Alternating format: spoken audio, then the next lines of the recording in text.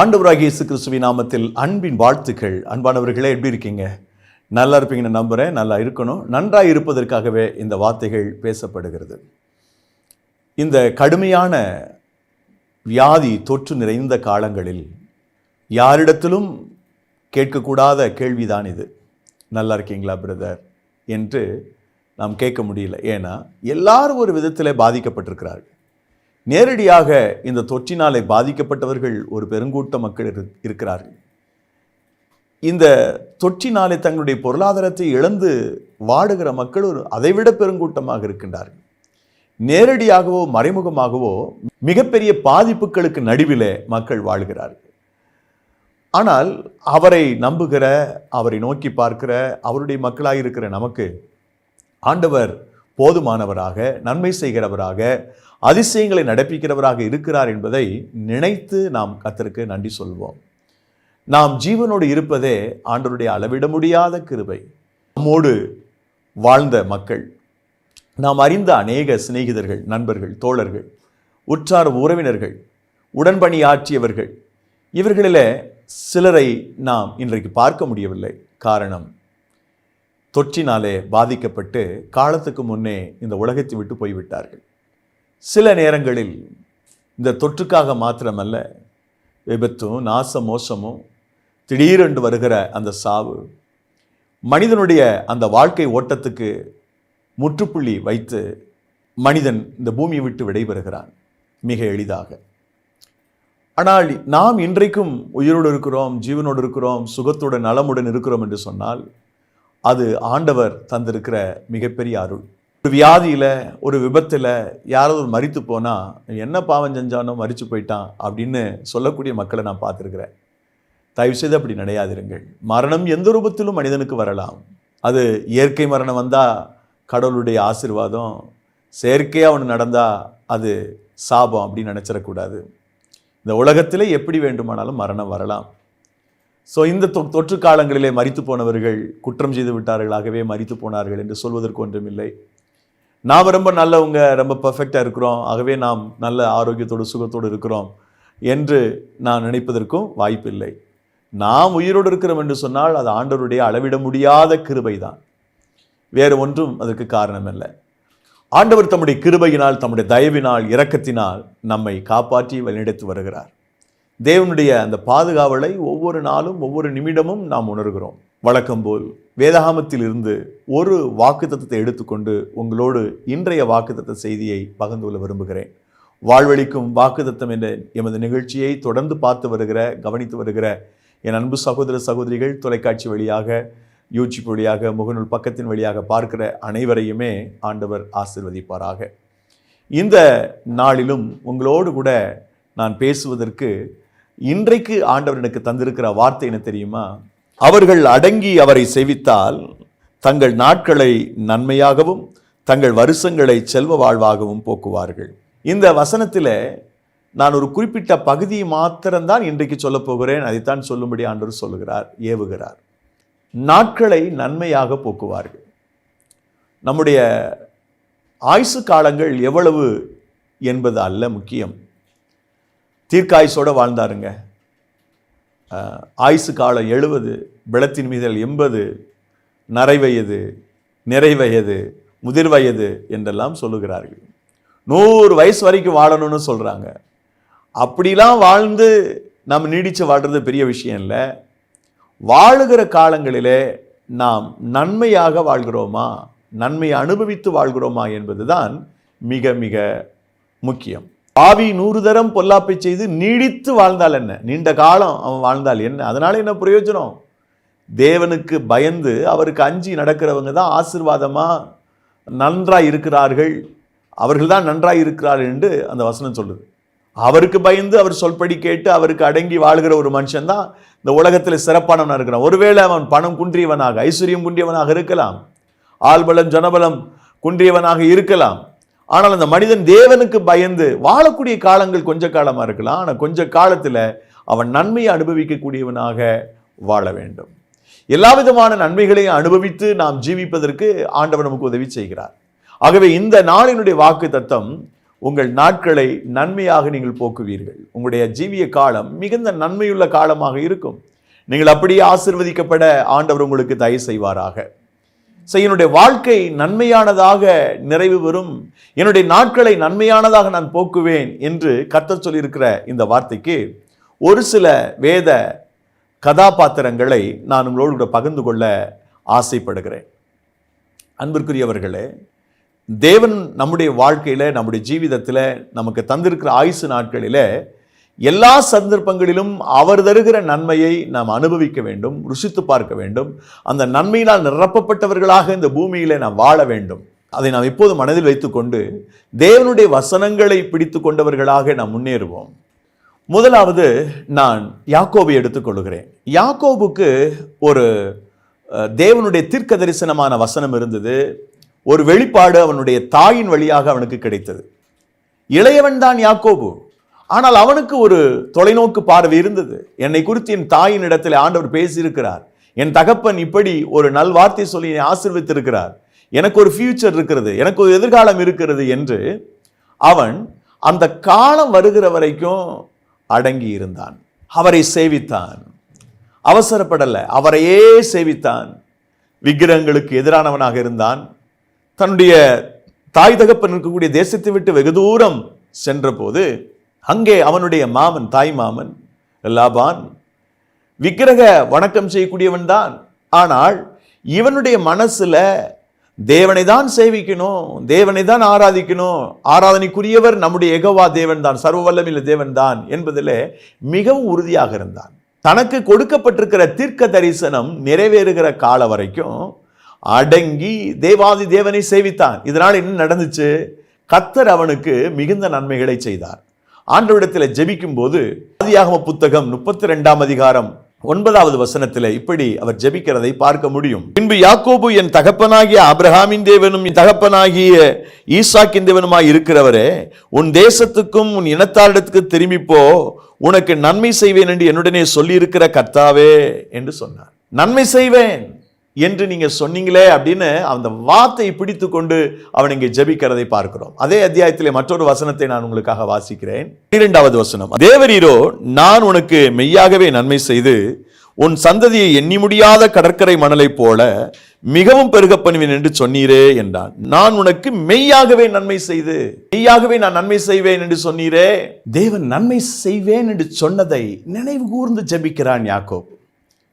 யாக்கோபு இந்த ஒரு நன்மையை அனுபவிப்பதற்காக, தன்னுடைய வாழ்க்கை முழுவதும் நன்மையை சுதந்திரிப்பதற்காக வெகு காலம் தேவனுடைய திட்டத்தின்படி அடங்கி இருக்க வேண்டியிருந்தது. அவனுடைய இல்லத்தில் இருக்கும் போதும், தன்னுடைய தாய் மாமனுடைய இல்லத்திற்கு வந்த போதும் கூட அங்கே தேவனுடைய நாமத்தினாலே அவர் சொல்லுகின்ற அந்த காலம் வருகிற வரை அவன் அடங்கி தேவனை சேவித்தான். ஆகவே பின் நாட்களிலே யாக்கோபு நன்மையினால் நிரம்பி இருக்கும்படி தேவன் உதவி செய்தார். இன்றை வரைக்கும் யாக்கோபினுடைய சந்ததிகள் இந்த பூமியிலே ஆசீர்வாதமாயிருக்கிறார்கள். இரண்டாவது ஒரு மனிதனை நான் உங்களுக்கு சொல்ல வேண்டும். அவர் யோசேப்பு.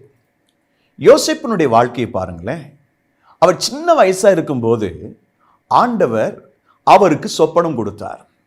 அந்த சொப்பனத்தில் பின்னாட்களில் வருகிற காலங்களில் எல்லாரும் தன்னை வணங்கக்கூடிய அளவிற்கு தன்னுடைய பெயர் பிரஸ்தாபம் பெற்றிருக்கும், அதிகாரம் உள்ள நிலையில நான் இருப்பேன் என்பதை சொப்பனத்தின் ஊடாக கர்த்தர் அவனுக்கு அறிவுறுத்தி இருந்தார். ஆகவே சின்ன வயசுலேயே அதுல ரொம்ப கான்ஃபிடென்டா இருந்தா யோசேப்பு.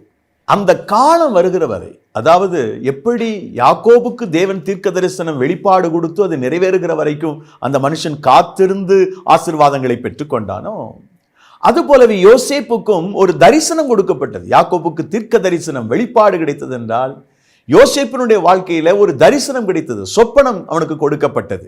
உனக்கு ஒரு நன்மையான வாழ்க்கை இருக்கிறதப்பா, உனக்கு ஒரு ஆசீர்வாதமான வாழ்க்கை இருக்கிறது என்று ஆண்டவர் யோசேப்பை குறித்து பேசினார்.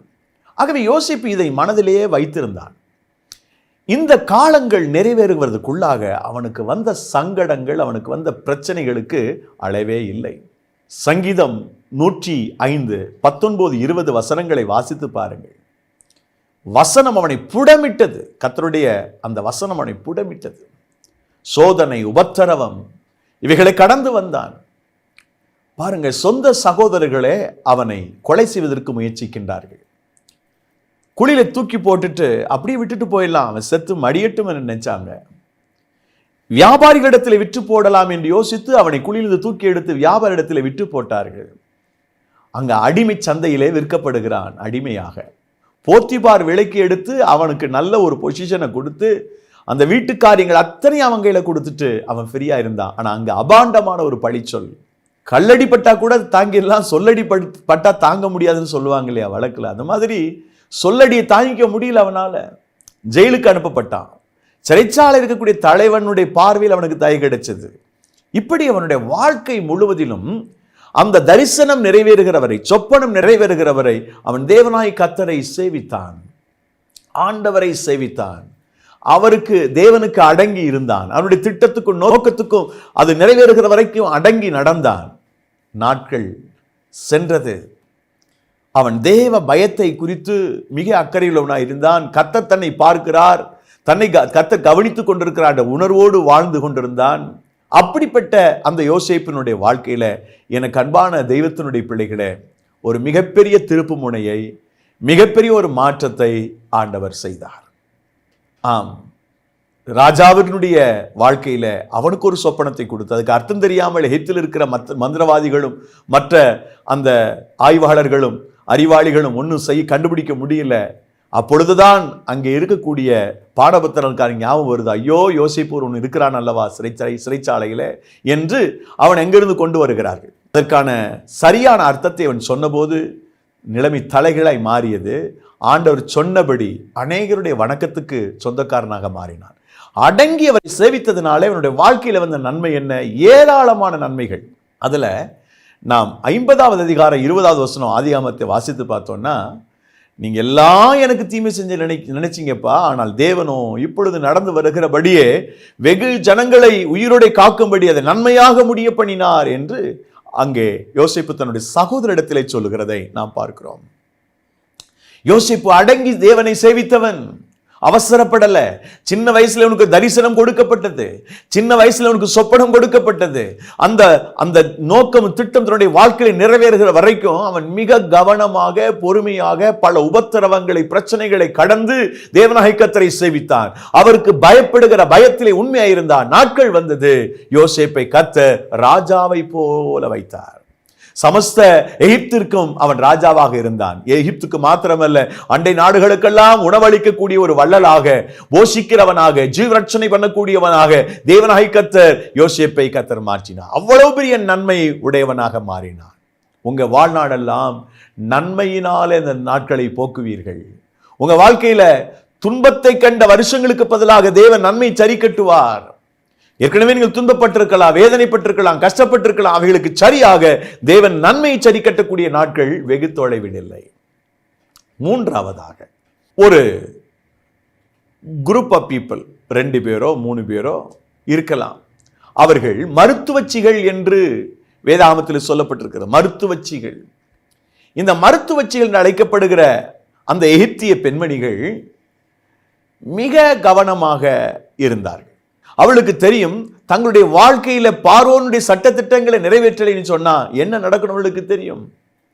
ஆனால் அவர்கள் தேவனுடைய விருப்பம் என்னது, தேவனுடைய சித்தம் என்னது என்பதை கண்டுபிடிச்சு அவர் பேரு தான் எகிப்திய பெண்மணிகள், ஆனால் அவர்கள் தேவனாகிய கர்த்தரை சேவிக்கிறவர்களாக அவங்க பயந்து நடந்தார்கள் இருக்குது. கர்த்தருக்கு பயந்து நடந்தார்கள்.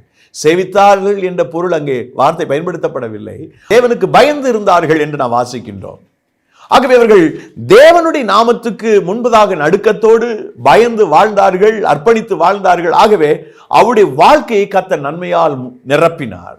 யாத்திராகம புஸ்தகம் 1ஆம் அதிகாரம் 20வது வசனத்தை நான் உங்களுக்காக வாசிக்கிறேன். இது நிமித்தம் தேவன் மருத்துவச்சிகளுக்கு நன்மை செய்தார். தேவன் மருத்துவச்சிகளுக்கு நன்மை செய்தார். இந்த மருத்துவச்சிகளுடைய லைஃப்ல அவர்களுடைய ஜீவிதம் நன்மையாக போச்சு. அவருடைய வாழ்க்கை நன்மையால் போக்கினார்கள். எப்படி என்று சொன்னால், அவர்கள் தேவனுக்கு பயந்து வாழ்ந்து, தேவனுக்கு அஞ்சி வாழ்ந்து அவரை சேவிக்கிறவர்களாய் இருந்தார்கள். அவர்கள் எகிப்தினுடைய பிரஜைகள் தான், எகிப்தினுடைய வாரிசுகள் தான், எகிப்திய பார்வோன் மன்னனுடைய வாரிசுகள் தான். ஆனால் அந்த மருத்துவச்சிகள் தேவனாகிய கர்த்தரை அறிந்து கொண்டு அவர் இன்னார் என்பதை புரிந்து கொண்டு அவருடைய மகிமையை அவர்கள் கண்ணார கண்டு அவரை செவிக்கிறவர்களாக அவருக்கு பயந்து நடக்கிறவர்களாக இருந்தார்கள். ஆகவே அவருடைய வாழ்க்கை முழுவதிலும் கர்த்தர் நன்மை செய்தார். அன்பானவர்களே, தேவனுக்கு பயந்து அவரை சேவிக்கிற அன்பு பிள்ளைகள் ஒவ்வொருவரையும் ஆண்டவர் பரலோகத்திலிருந்து கண்ணோக்கி பார்க்கிறார். அதனாலதான் சங்கீதம் 128:1 கர்த்தருக்கு பயந்து அவர் வழிகள் நடக்கிறவன் எவனோ, அவன் யாரா இருந்தாலும் பிரச்சனை இல்லை, அவனை நான் ஆசீர்வதிப்பேன், நன்மை கிருபையெல்லாம் அவனுக்கு கிடைக்கும், நன்மையால நான் நிரப்புவேன்லாம் சொல்றார் ஆண்டவர். அவருக்கு பயந்து அவரை சேவிக்கிற பிள்ளைகள், அவரை நம்புகிற பிள்ளைகள், அவரை வழிபடுகிற பிள்ளைகள், அவரையே உயர்த்துகிற மக்கள் தேவனுக்கு பயந்து வாழக்கூடியவர்களாக இருந்தால் பரலோகத்தின் தேவன் அவருடைய வாழ்க்கை முழுவதிலும் நன்மையாக அவர்களை நிரப்புகிறார். ஒரு நன்மையும் குறைபடாதுன்னு வாசிக்கிறோம். சங்கீதம் 31:19 நன்மையினாலே ஆண்டவர் நிரப்புகிறார். அவருக்கு பயந்து அவரை சேவிக்கும் போது, அடங்கி அவரை சேவிக்கும் போது நம்முடைய வாழ்க்கை நன்மையால் முடிகிறது. வாழ்க்கை கர்த்தர் நன்மையினாலே நிரப்பி இவர் ஆசீர்வதிக்கிறார். 4வதாக தாவீதை குறித்து நாம் சொல்லலாம். தாவீதுக்கு தெரியும், நான் ஒரு காலத்தில் இந்த சமஸ்த இஸ்ரவேலுக்கு ராஜாவாக போகிறேன் என்பது தாவீதுக்கு தெரியும்.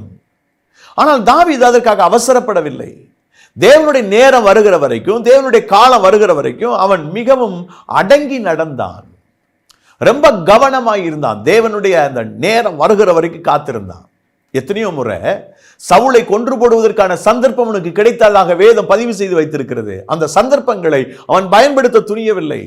என்னை ராஜாவாக தேவன் அபிஷேகம் பண்ணியிருக்கிறார் என்பது தாவீதுக்கு தெரியும். ஆனால் பிதாவாகிய தேவன் குறித்து வைத்திருக்கிற அந்த கால நிர்ணயத்தை அவன் கவனித்தான். அந்த நேரம் வரைக்கும் அவருக்கு கீழே அடங்கி நடந்தான். ஆகவே சத்துருவாய் நின்று கொண்டிருந்த சவுல் கூட அவனை ஆசீர்வதிக்கும் போது நீ நன்மை அடைவாய் என்று சொல்லி ஆசீர்வதிக்கிறான். 1 சாமுவேல் புத்தகம் 24 17 18 19 வசனங்களை பாருங்கள். சவுலே சொல்லுகிறான், உனக்கு நன்மை உண்டாகும்பா, உன் வாழ்நாளெல்லாம் நன்மையா இருப்ப, உங்க ஜீவிதத்தில் நன்மை கிடைக்கும்னு சொல்லி மனதார சத்துரு தாவீதை ஆசீர்வதிக்கிறான். சவுல் இவ்வளவு தாவீதை கொலை செய்யும்படி வந்தவன் தான், இப்பொழுது மனதார ஆசீர்வதிக்கிறான். மனதார ஆசீர்வதித்து அவன் கடந்து போகிறதை பார்க்கிறோம். எனக்கு அன்பானவர்களே, தாவீது தேவனுடைய திட்டம் இருக்கும் என்றால் அது வரைக்கும் அடங்கி சேவிக்கிறவன். சீமைய ஒரு வார்த்தை சொல்லிருங்க ஆண்டவனை, இவனை வெட்டி போட்டுறது, நாயை வெட்டி போட்டுறேங்கிறான் அபிஷாய் அப்படின்றவன். ஆனா தாவீது இல்லை, அதை செய்ய வேண்டாம். ஒருவேளை அவன் நிந்தித்த நிந்தனைக்கு தக்கதாக அவர் தேவனாகிய கர்த்தர் எனக்கு நன்மை சரி கட்டலாம் அல்லவா, அதனால அமைதியை விட்டுருங்க, போராட வேண்டாம் என்று அங்கே அவர் அமைதியாக போகிறார். தனக்கு பிதாவாகி தேவன் குறித்து வைத்திருந்த கால வரைக்கும் அடங்கி தேவனை சேவித்த தாவீதுனுடைய வாழ்க்கையில ஒரு மிகப்பெரிய நன்மையை அவன் கண்டுபிடித்தான். 4வதாக நீதிமொழிகள் 18:22 மனைவியை கண்டடைகிறவன் நன்மையானதை கண்டடைகிறான்னு சொல்லப்பட்டிருக்கு. ஒரு புருஷன் தேவன் நியமித்திருக்கிற கால வரைக்கும் இந்த லைஃப் பார்ட்னரை செலக்ட் பண்ற விஷயத்துல பொறுமையா இருந்துட்டானா அவன் நன்மையான ஒரு பெண்ணை கண்டுபிடிப்பான், நன்மையான ஒரு பெண்ணை பார்ப்பான், நன்மையான ஒரு பெண் அவனுக்கு மனைவியாக கிடைப்பார். இப்படித்தான் 40 வயது வரைக்கும் ஈசாக்கு காத்திருந்தான். அவ்வளோலாம் நம்மளை காக்க வைக்க மாட்டார் ஆண்டவர். 40 வயசு வரைக்கும் கல்யாணம் ஆகாமல் ஒருத்தர் இருந்த இந்த காலத்தில் என்ன ஆகுறது? அந்த காலத்தில் இருக்க முடிஞ்சதுன்னா ஆயுசு நாட்கள் அதிகம். 40 years வரைக்கும் he waited. ரெபேக்காவை கத்தர் கொண்டு வந்தார். ரெபேக்கா ஒரு அற்புதமான பெண்மணி, ஒரு மனைவி. பாருங்க, அவனுடைய தகப்பனை பாருங்க, அவனுக்கு 3 மனைவிகள். ஆனா ஈசாக்கு மிகவும் கண்ணியத்திற்குரியவனா இருந்தான். காரணம், புத்திசாலியான மனைவி, அன்புள்ள மனைவி, சௌந்தரியமானவள், தன் தாயை போல தன்னுடைய மனைவியை நேசித்தான். நன்மையான ஒரு பெண்மணியை அவர் பார்த்தான். இந்த உலகத்துல நன்மையான மனசை சந்தோஷப்படுத்துகிற குணத்தை புரிந்து கொண்டு நல்ல விதமாக குடும்பத்தை நடத்தி கொண்டு போகிற ஒரு இல்லத்தரசியை கண்டுபிடிப்பது மிக கடினம். என்ன செய்யணும் அதுக்கு அப்படின்னா, கர்த்தர் குறிப்பிட்டு வைத்திருக்கிற கால வரைக்கும் நாம கொஞ்சம் வெயிட் பண்ணணும். இது வாலிபர்களுக்காக நான் சொல்லுகிறேன். நிறைய வாலிப பிள்ளைகள் அவசரப்பட்டு தாங்களாகவே தங்களுடைய வாழ்க்கை துணைவரை தெரிந்து எடுக்கிறார்கள். மேலை நாடுகளிலே சரி, இந்திய கலாச்சாரத்தின்படி நாம் கொஞ்சம் அமைதியாக பொறுமையாக இருந்து தேவனுடைய திட்டத்தின்படி, தேவனுடைய சித்தத்தின்படி, அவர் விரும்புகிறபடி ஒரு பெண்ணை நாம் கண்டுபிடிக்கணும்னு சொன்னா அடங்கி நீங்கள் தேவனை சேவிக்க வேண்டும். அந்த நாள் வரைக்கும் தேவனை சார்ந்து கொள்ளுங்கள். நீங்க தான் எனக்கு நல்ல ஒரு லைஃப் பார்ட்னரை கொண்டு வந்து சேர்க்கணும்னு சொல்லுங்க. அறிஞர் அண்ணா என்ற அருமையான முன்னாள் முதலமைச்சரிடத்துல ஒருத்தர் கேள்வி கேட்டாங்க. ஒரு தேசத்துல கேள்வி கேட்டாங்க. என்ன கேள்வினா, what is different between complete finished என்று கேட்டாங்க. கம்ப்ளீட்டுக்கும் ஃபினிஷுக்குள்ள வித்தியாசம் என்னன்னு கேட்டாங்க. அவர் என்ன சொன்னார் தெரியுமா? ஒரு நல்ல பெண்ணை கண்டுபிடிச்சிட்டிங்கன்னா அதுக்கு பேர் கம்ப்ளீட். ஒரு மோசமான பெண்ணை கல்யாணம் பண்ணீங்கன்னா ஃபினிஷ்ட், வாழ்க்கை முடிஞ்சதுன்னு அர்த்தம். அதே சமயத்தில் ஒரு நல்ல பெண்ணை கல்யாணம் பண்ணிட்டு வேற ஒரு பெண்ணோடு அந்த நல்ல பெண் பார்த்து விட்டால் உன்னுடைய வாழ்க்கை கம்ப்ளீட்லி ஃபினிஷ்ட் என்று சொல்லி முடித்தார். எத்தனை பேருக்கு புரியுதுன்னு தெரியல. நல்ல பெண்ணை கண்டுபிடிக்கிறவன் அதை நிறைவடைகிறது அவனுடைய வாழ்க்கை. இதைத்தான் நீதிமொழிகள் சொல்லுகிறான்.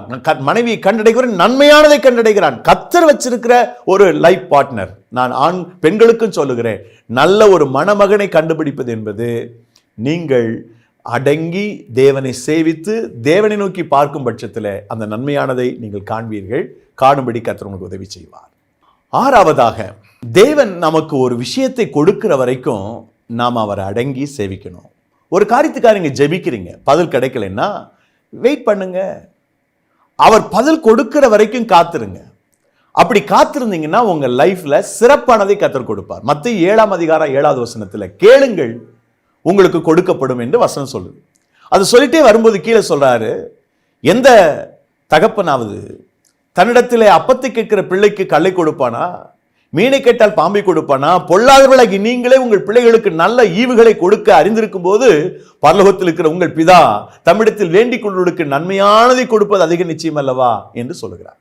எந்த ஒரு மனுஷன் ஒரு காரியத்தை ஜெபம் பண்ணிட்டு அவரை அடங்கி சேவிக்க துவங்குகிறானோ அவன் லைஃப்ல தி பெஸ்ட் என்னவோ, சிறந்தது என்னவோ அதை ஆண்டவர் கொடுக்கிறார். சிறப்பானதை கொடுக்கிறார். அவசரப்பட்டோன்னு சொன்னா குறைவுள்ளதையும் நம்முடைய லைஃப்ல திருப்திகரமானதாக இருக்க முடியாத விஷயத்தையும் கர்த்தர் அனுமதித்து விடுவார். நீங்க அவர் முழுமையாய் செய்கிற வரைக்கும் நீங்கள் அடங்கி அவரை சேவித்து அவருடைய பாதத்தில் காத்திருக்கும் பொழுது நன்மையானதை உங்களுடைய கண்கள் காணும். சிறந்ததை நீங்கள் பார்ப்பீர்கள். நன்மையானதை நீங்கள் காணும்படி தேவன் உங்களுக்கு அருள் புரிவார். அன்பிற்குரியவர்களே, தொடர்ச்சியாக விடாமல் தேவனுடைய சமூகத்தில் ஒரு குறிப்பிட்ட காரியத்துக்காக ஜெபிக்கிற பிள்ளைகள் நாள் ஒன்று வரும். அப்பொழுது நீங்கள் நினைப்பதை விட, விரும்புவதை விட, யோசிப்பதை விட, ஆசிப்பதை விட நன்மையானதை நீங்கள் காணவும் அனுபவிக்கவும் கர்த்தர் உங்களை உதவி செய்வார். கடைசியாக ஒரு விஷயத்தை சொல்லி நான் முடிக்கிறேன். 7வதாக, நன்மை நீங்கள் உங்களுடைய வாழ்க்கை முழுவதும் நன்மையாக போக்கணும்னு சொன்னா, உங்களுடைய ஜீவித காலம் நன்மையா இருக்கணும்னு சொன்னா, பெற்றோருக்கு கீழ்ப்படிந்து நடங்க. அது தேவனுக்கு அடங்கி அவரை செவிக்கிறது மாதிரி. பெற்றோருக்கு கீழ்ப்படிந்து நடக்கிற பிள்ளைகள், என்னை கேட்ட அந்த உலகத்தில் முழுமையான ஆசீர்வாதம் பெற்ற பிள்ளைகள் அவர்கள் தான்.